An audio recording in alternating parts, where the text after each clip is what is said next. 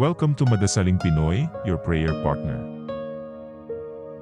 Ngayon ay dakilang kapistahan ng pag-aakyat sa langit ng mahal na Birheng Maria. Ang mabuting balita ng Panginoon ayon kay San Lucas. Si Maria ay nagmamadaling pumunta sa isang bayan sa kaburulan ng Huda.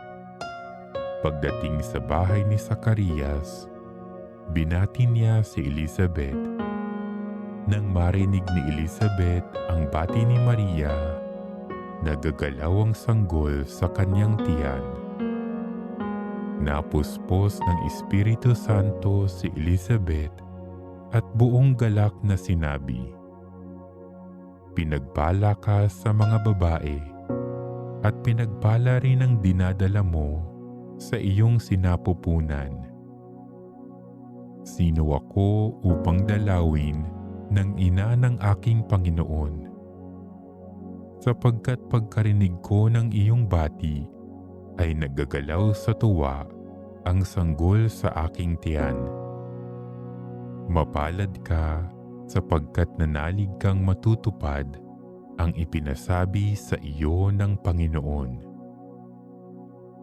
At sinabi ni Maria, "Ang puso ko'y nagpupuri sa Panginoon at nagagalak ang aking espiritu dahil sa Diyos na aking tagapagligtas, sapagkat nilingap niya ang kanyang abang-alipin.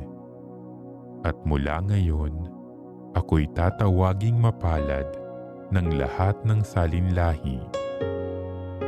Dahil sa mga dakilang bagay na ginawa sa akin ng makapangyarihan, banal ang kanyang pangalan. Kinahahabagan niya ang mga may takot sa kanya sa lahat ng salit-saling lahi. Ipinakita niya ang lakas ng kanyang mga bisig. Pinangalat niya ang mga palalo ang isipan. Ibinagsak niya ang mga hari mula sa kanilang trono at itinaas ang mga nasa abang kalagayan. Binusog niya ng mabubuting bagay ang mga nagugutom at pinalayas niyang wala ni anuman ang mayayaman. Tinulungan niya ang kanyang bayang Israel bilang pagtupad sa pangako niya sa ating mga magulang, kay Abraham at sa kanyang lahi magpakailanman. Tumira si Maria kina Elizabeth nang may 3 buwan at saka umuwi.